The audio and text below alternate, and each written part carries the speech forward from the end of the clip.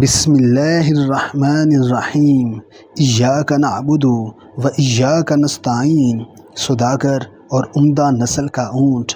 ایک سوداگر نے بازار میں گھومتے ہوئے ایک عمدہ نسل کا اونٹ دیکھا۔ سوداگر اور اونٹ بیچنے والے کے درمیان کافی دیر تک گفت و شنید ہوئی اور آخرکار سوداگر اونٹ خرید کر گھر لے آیا۔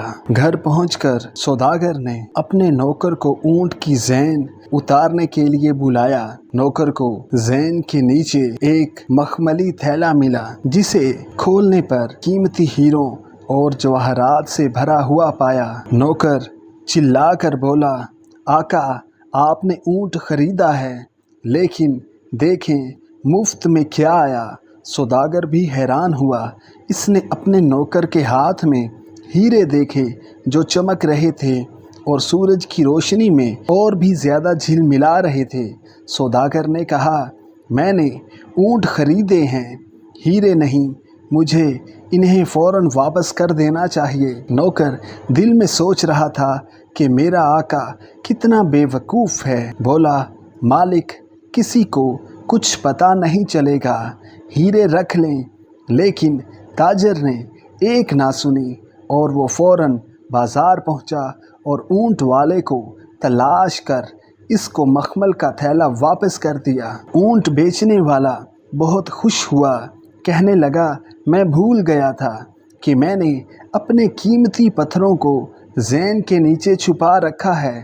اب آپ کسی ایک ہیرے کو بطور انعام منتخب کر سکتے ہیں۔